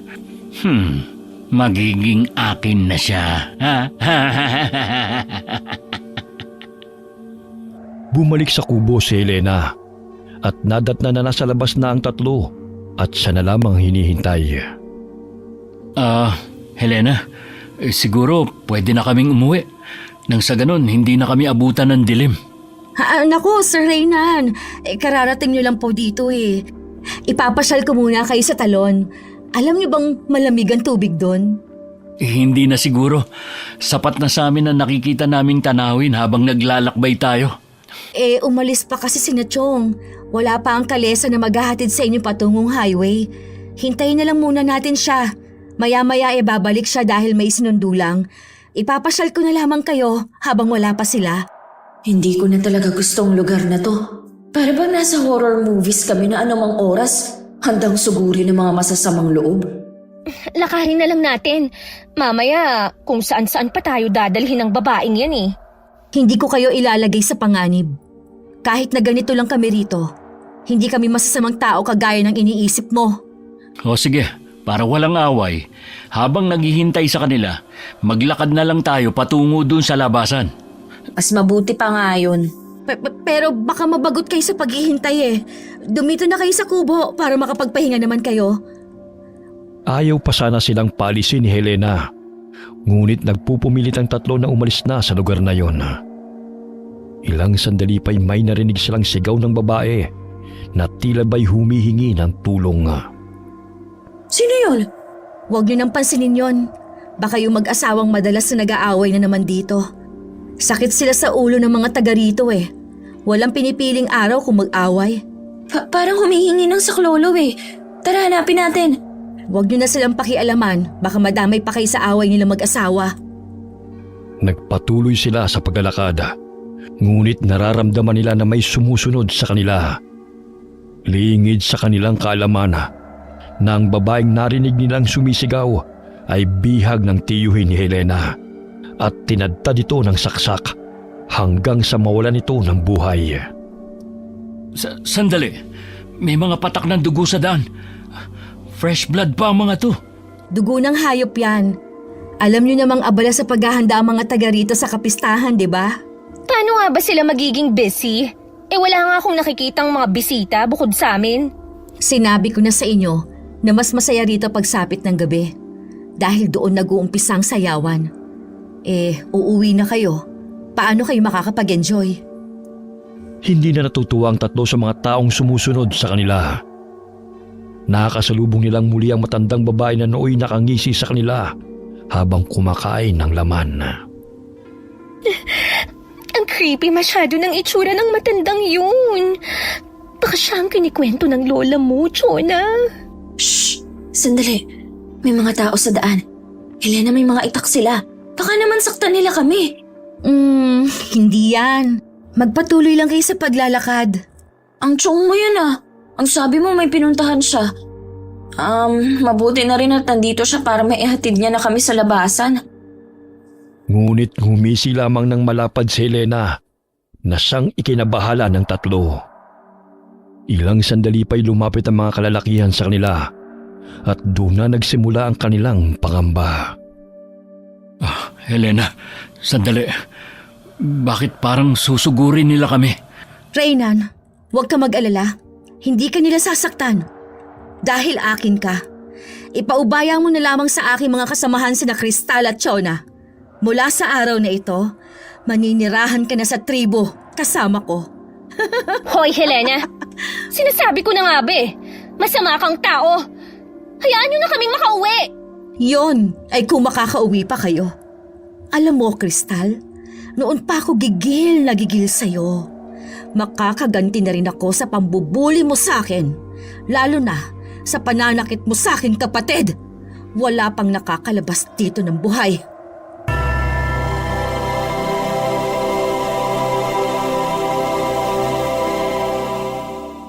Lumabas ng kasukalan ng ama ni Helena na si Federico. Bit-bit ang matalim nitong itak at lumapit ito sa dalawang babae. Oh! Hindi na nila tayo bubuhayin! Sinasabi ko na nga ba eh. Aray! Aray! Helena, bitiwan mo ako! Ano ba? Akin ka lang, Reynan. Hinding-hindi ako papayag na magkakalayo pa tayong dalawa. Ako ang nababagi sa'yo at hindi si Crystal. Nahihibang ka na, Helena! Itinulak nito ang babae at ang dalawang lalaki na pumipigil sa kanya.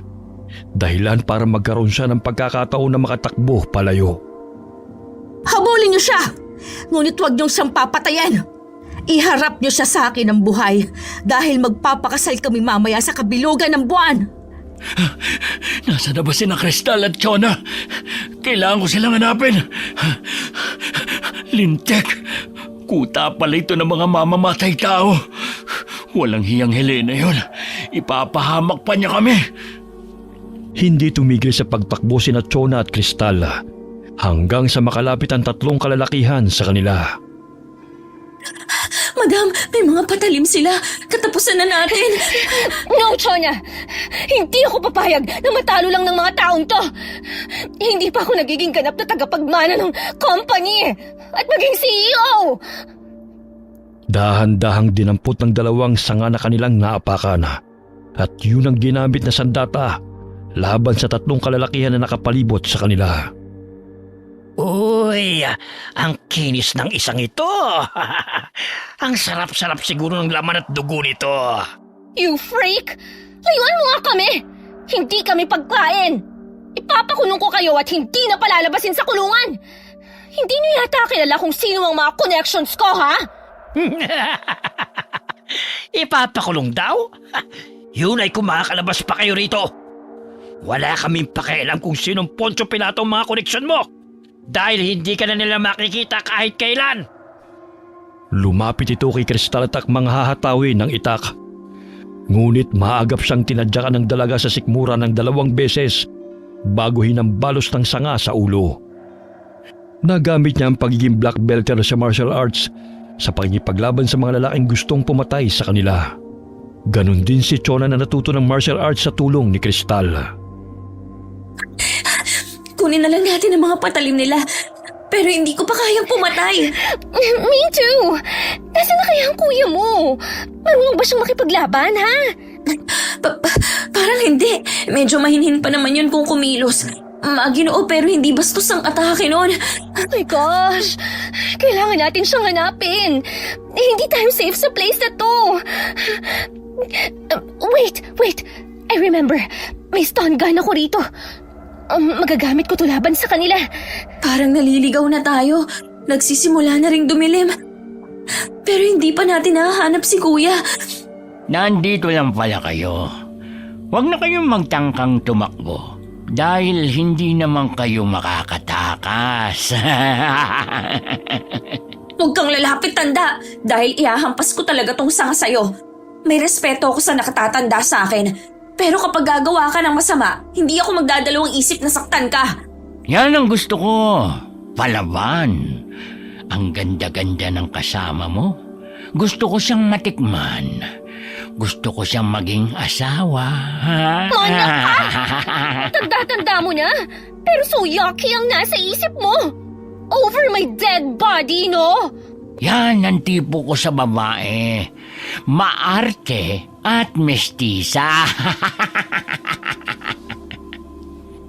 Mahigpit na hinawakan ni Crystal ang stun gun upang gamitin yun sa kalaban. Isa yung maliit na device na nangunguryente sa attacker. Kapag dumikit yun sa katawan nito, ay pansamantalang nagpapahina.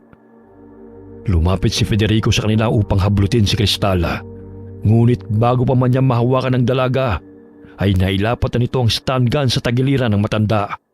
At bigla na lamang itong nanginig dahil na kuryente. Sandali, kukuha lang ako ng baging para hindi na makawala matandang yan. Bilisan mo, girl! Bakit parang nakukuryente ako? Dali-daling pinulupot ni Chona ang baging sa nangihinang katawan ng matanda at itinali nila ito sa puno. Ayan, sigurado akong hindi na siya makakawala riyan. Halika na, hanapin na natin si Kuya. Delikado ang lugar na to habang lumalalim ang gabi. Humanda ang babaeng yun kapag nakita ko siya. Hindi ko talaga siya mapapatawad. 100 shots lang ang stun gun na to. Sapat lang to upang makapagpahina ng attacker. Pero hopefully, makaalis tayo sa lugar na to. May peppermint spray ako rito, madam. Dahan-dahan silang nagkubli sa mga puno at nakiramdam sa paligid. Lumulubog na ang araw kaya't dumidilim na. Nasaan na kaya si Kuya? Ano nang nangyayari sa kanya? For sure, pihag ng malanding Helena na yun. Matindi ang amats nun kay Reynan, di ba? Ayun, may kubo, madam. Mukhang napalayo na tayo talaga sa daan palabas.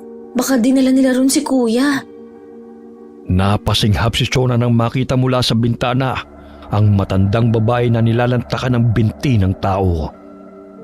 Dinidilaan pa nito ang dugo na dumadaloy sa braso nito na animoy sabik na makalasap ng sariwang dugo. Ang matandang babae ang lola ni Helena na siyang pinakamatanda sa kanilang lugar. Madam, aswang nga sila. Kumakain ng paa ng tao. Pero sigurado kong hindi yun kay Kuya. Halika na! Bago pa tayo kainin yan! Saan kayo pupunta? Malapit na ang kabilugan ng buwan at wala na kayong takas. Kayo magiging alay sa kapistahan! Lumayo ka! Anong bagay na yan? Bakit nangunguryente? Madam, halika na! Kahit nabitbit nila ang itak, hindi nila ginagamit yun dahil takot silang pumatay. Bumulagta sa sahig ang matandang babae dahil sa panghihina. Kaya tumakbo na naman silang muli at nagkubli sa mga talahiban. Madam, may mga tao. Ayun si Helena, oh. Pero hindi niya kasama si Kuya, kundi yung kapatid niyang bingot. So nasaan na kaya ang kuya mo? Hindi natin siya pwedeng iwan dito. Ayun, madam. May kargang taong dalawang lalaki. May sugat sa noo at walang malay. Si Kuya Reynan yun, ah. Siya nga. Sundan natin kung saan nila siya dadalhin. Napansin nila na nagalit si Helena sa mga lalaking kumarga kay Reynan. Pinagbabatukan niya ito at inutusan na ipasok ito sa kubo. Di ba sinabi ko sa inyo na huwag ninyong saktan si Reynan? Bahala na kayo kung anong gagawin ninyo sa dalawang babae na yon. Ikakasal pa kami mamaya. Paano namin idadaos ang aming kasal ng maayos kung wala siyang malay, ha? Hindi ninyo ginagamit ang mga utak ninyo! Narinig mo yun, madam? Plano pang pakasalan si Kuya sa kapistahan nila. Ibig sabihin, magiging aswang din si Kuya katulad nila. Ay, ayoko mangyari yun. Planado na talaga ni Helena to. Matagal na sigurong natitipuhan niya si Kuya Reynan. Kailangan natin siyang iligtas mula sa babaeng yun. Hindi ako papayag na magkaroon ng hipag na aswang. Kailangan natin ang batang yun. Siya ang magiging daan upang makalabas tayo rito. Paano? Mahalaga siya kay Helena. Kaya kailangan natin siyang makuha. Siyang magiging alas natin upang hindi tayo masaktan o patayin ng mga pwisit na mga aswang na yan. Siya ang gagawin nating hostage. Pwede. Nag-iisip sila ng paraan kung paano makakalapit sa kubo. Gayong maraming bantay sa paligid. Lalo na't pinaghahanap pa sila ng mga kasamahan ni Helena. Ilang sandali kinausap ng isang lalaki si Helena, kasamang bugbog sarado na ama nitong si Federico. Oh, Tay! Ano nangyari sa'yo? Bakit ganyan ang itsura ninyo? Hindi mo naman sinabi na malakas ang babaeng anak araw. Sila may gawa nito sa akin. Tapos kinuryente pa ako at tinali sa puno. Mabuti na lamang at dumaan tong si Empen. Pumunta sa akin ang babaeng yon. Kapag nakita ninyo siya, patayin na ninyo! Akala ko mahinhin. Yun pala, magiging tinik sa kapistahan at kasal namin ni Reynan. Naningkit ang mga mata ni Cristal nang marinig ang sinabi ng babae. Nanatili sila sa talahiban at hinintay kung kailan susuguri ng mga aswang. Pumasok si Helena sa kubo at ginamot ang sugat sa noo ng binata. Hinalik-halikan nito ang pisngi ni Reynan hanggang sa magising ito. Ngunit nakagapo sa mga paa at kamay nito sa lubid. Aray, ang sakit ng ulo ko. Huwag kang masyadong gumalaw. Ginagamot ko ng sugat mo. Pagpasensyahan mo na si Chong at nasaktan ka niya, ha? Hindi niya kasi alam na ikaw ang napili kong pakasalan sa araw mismo ng kapistahan ng baryo. Kasal? Anong pinagsasasabi mo? Hindi ako maaaring magpakasal sa'yo. Hindi kita gusto at higit sa lahat ayaw kong maging katulad niyo. Nasaan sina Chona at Cristal? Anong ginawa mo sa kanila? Huwag mo na silang isipin pa. Ang importante, magpalakas ka dahil pagkatapos ng ating kasal, buong araw buo akong maaangkin. Matagal ko nang inaasamang matipon ng bisig mo, Reynan. Alam kong nasasabik ka rin na matikman ako. Baliw ka, Helena! Pakawalan mo ko rito! Kumalma ka, Reynan. Huwag mo sayangin ang lakas mo sa pagpupumiglas. Dahil akin ka na ngayon. Pilit na iniiwasan ng binata ang halik ng babae na dumampi sa kanyang bibig. Nandidiri siya sa tuwing naiisip na kumakain ito ng laman ng tao. Maya-maya'y inilipat si Reynan patungong bulwagan kung saan idadaos ang kasal nila. Pinaupo siya sa silya, ngunit nakatali pa rin ang kanyang mga kamay at paa. Sa mahabang mesa ay may tinadtad na mga bahagi ng katawan ng tao. Buong akala ng binata, yun na ang kanyang kapatid at si Cristal, kaya't walang tigil ang kanyang pag-iyak. Pakawalan mo ko rito, Helena! Walang iya ka. Pinagkatiwalaan ka namin tapos ito lang igaganti mo. Shhh! Maya-maya lang, magsisimula ng seremonya. Kaya huwag ka nang umiyak, mahal ko. Nilapitan ni Federico ang anak at binulungan ito. Sinabi nito na hindi pa rin natatagpuan ang dalawang babae. Dahilan na maggitgit sa galit si Helena. Ano ang ginagawa ng mga kasamahan natin, Tay? Hindi maaaring matakasan nila tayo. Sigurado kung hindi pa nakakalayo ang mga yon at hindi magawang iwan si Reynan. Hanapin niyo sila! Naghahanap naman ng tiyong mo at ang mga tauhan niya.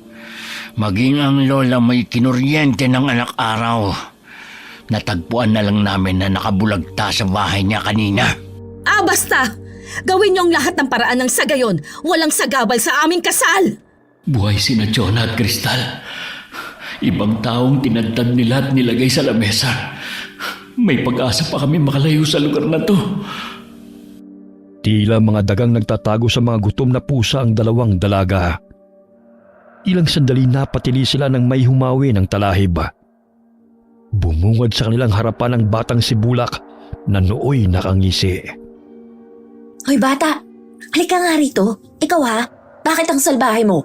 Gusto mo bang tahiin ko yung bingot mo? Huwag kang makulit kung ayaw mong batukan kita. Siya na mismo ang lumalapit sa atin. Sa wakas, makakakilos na rin tayo laban sa kanila. Hindi nakakapagsalita ang bata at tanging tunog lamang ang nagagawa nito. Naaaliw siya sa mukha ni Cristal sa tuwing nakatitig siya sa dalaga. Madam, mukhang mabait naman. Tingnan mo mga mata niya. Siguro naging mapanakit lang siya ayon na rin sa nakikita niya sa paligid niya. Pero siguro kung maayos ang pagpapalaki sa kanya, magiging mabait din siya. Huy, aswang ang pamilya niya, girl. Kaya magiging aswang din siya sa future. I don't think na magiging mabait siya. Nakikita ko sa mga mata niya pagiging inosente. Ako nang bahala sa batang to. Nilinis ni Chona ng alkohol at wipes ang kamay at mukha ng bata. May tsokolate sa sabag at ibinigay niya ito kay Bulak. Kagaya ng nakababata niyang kapatid, nakuha niya ang loob ng bata at unti-unti itong naging mabait sa kanila. Gayunpaman, ay kinukurot-kurot pa rin ito ang maputing braso ni Kristal. Kung hindi lang talaga natin kailangan ng batang yan eh. Kanina ko pa siya inupakan. Huwag naman ganun, madam. Tingnan mo, mabait naman siya kausap.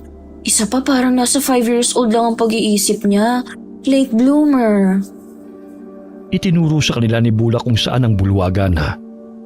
Tahimik itong sumama sa kanila habang kumakain ng tsokolate.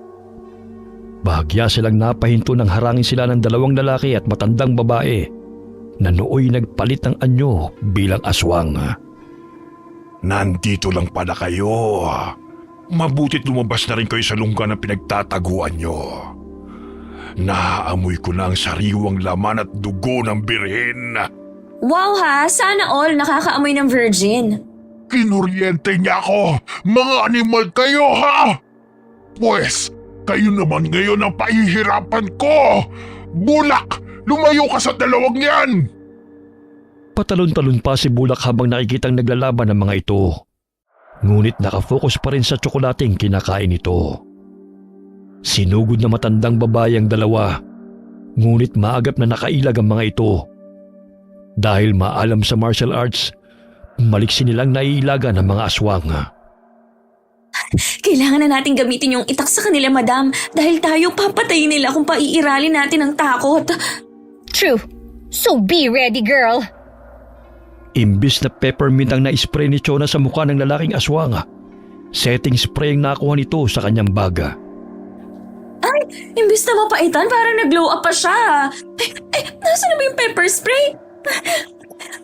Ay, ito na! Ang mata ko! Hindi ako papayag na magiging handa sa kapistahan ninyo. Pakawalan niyo kami rito dahil hindi kami magdadalawang isip na ubusin kayong lahat. Ang sakit-sakit na ng mga mata ko! Gamit ang matalim na itak ay hinataw ni Chona ang leeg ng lalaking aswang.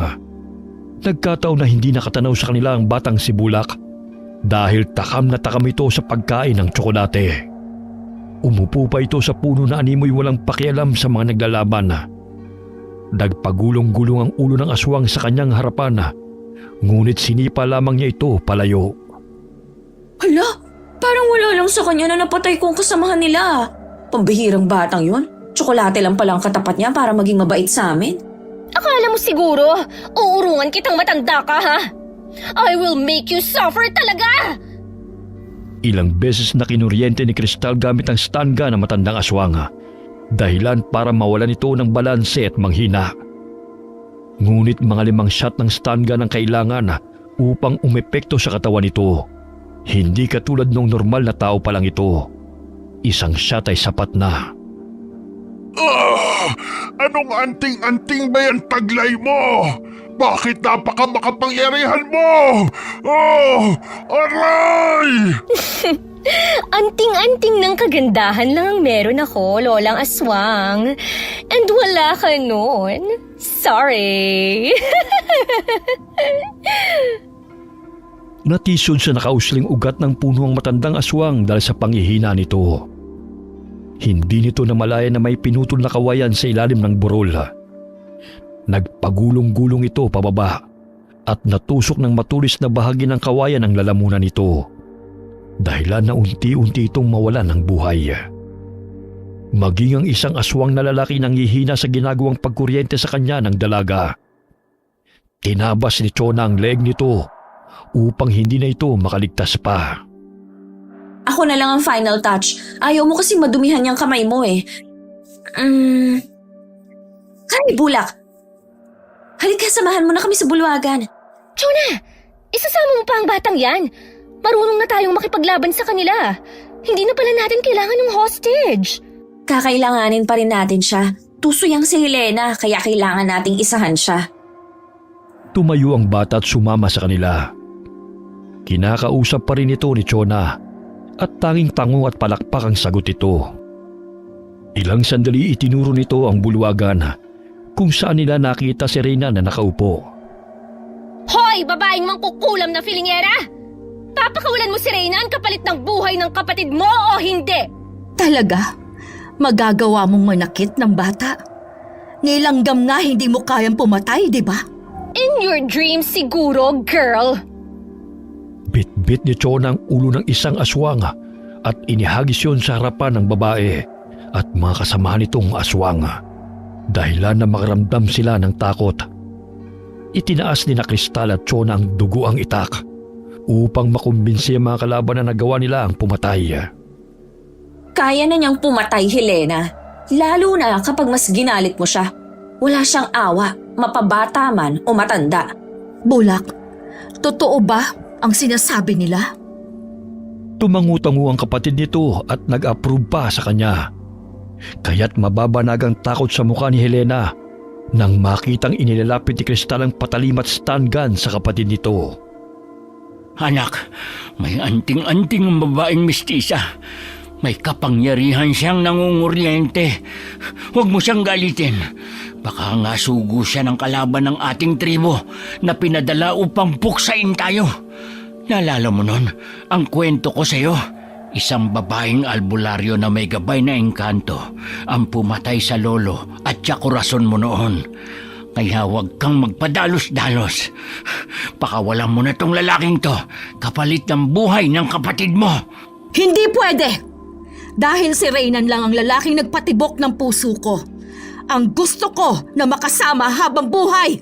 Mas importante pa ba siya kesa sa buhay ng iyong kapatid? Makasarili ka, Helena. Hindi pwedeng mamatay ang kapatid mo. Hindi mo ba pakakawalan si Reynan? Uumpisahan ko na ang pagpapahirap sa batang to. Nagmamatigas pa si Helena dahil mas pinili nito si Reynan. Kumembot-kembot ang bata ng ilapat ni Kristal ang stun gun sa leg nito at humiga. O ayan! Simula pa lang yan ang pagmamatigas mo, Helena. Hindi pa naman patay ang kapatid mo eh. Pero sa ikalawang pagkakataon, naggagawin ko to sa kanya.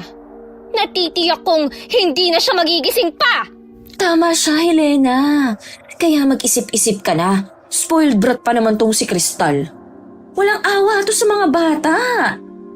Sana hindi nila mahalata na artistahin tong si Bulak. Tsokolate lang pala ang katapat, kapalit ng loyalty niya sa kanilang angkan. Naku, kawawang bata, sobrang napaka-inosente niya.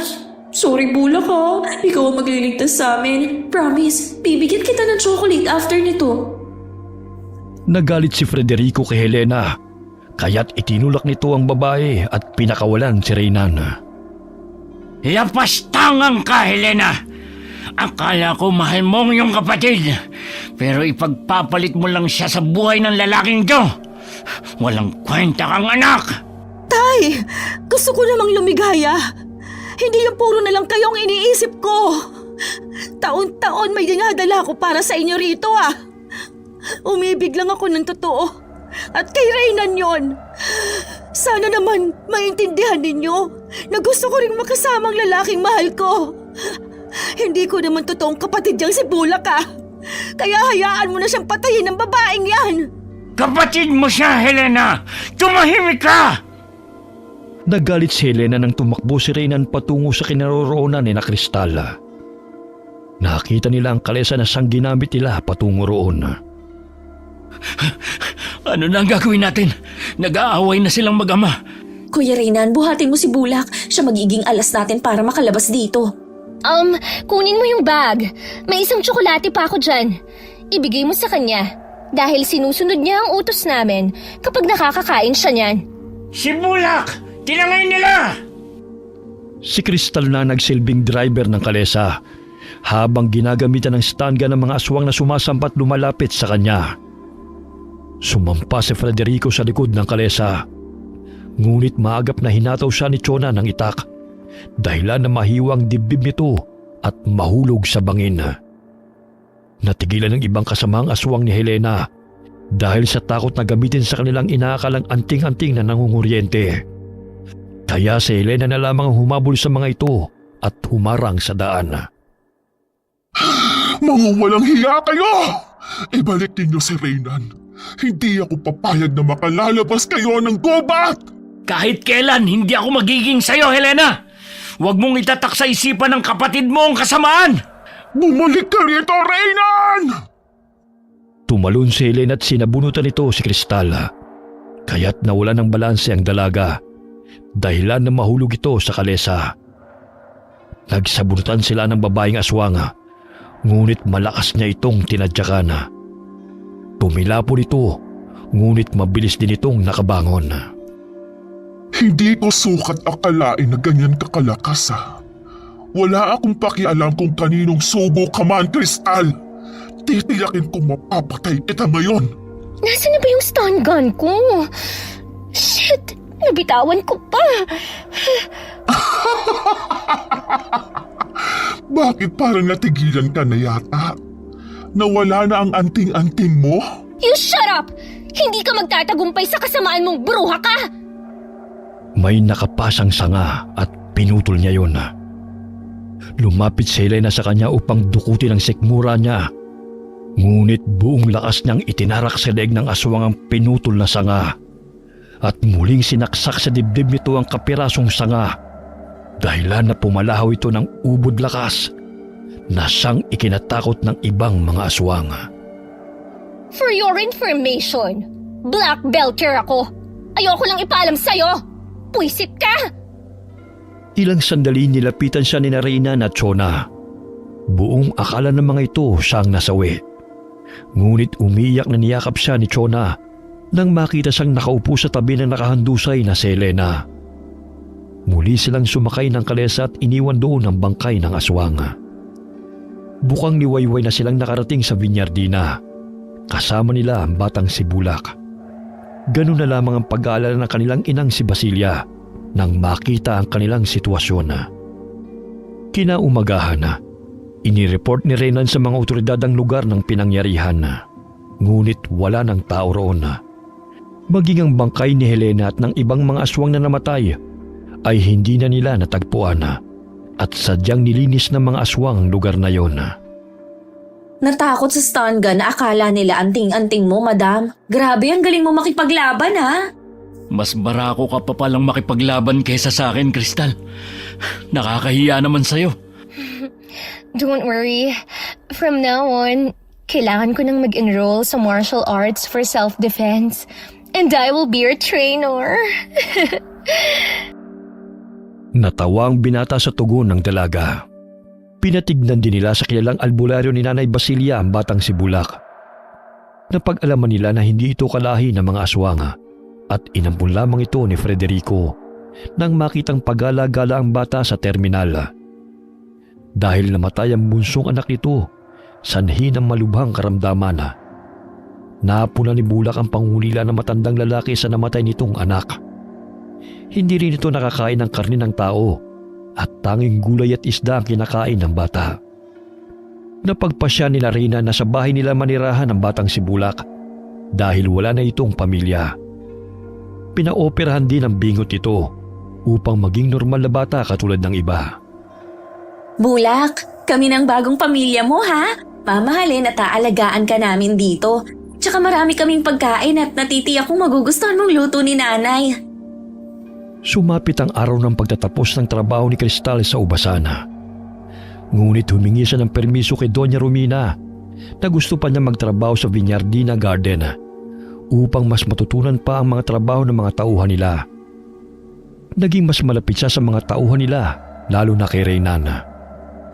Natuto rin si Kristal kung paano pahalagahan ang bawat sentimo na kinikita niya. Inipon niya yon upang ibigay kay Bulak bago siya umalis ng La Union. Nagkamabutihan sila ni Reynana at ipinangako niya na babalik siya ng La Union at susuportahan ng pag-aaral ni Bulak. Maraming humanga sa kanya bilang isang batang CEO ng wine company at bilang isang milyonarya.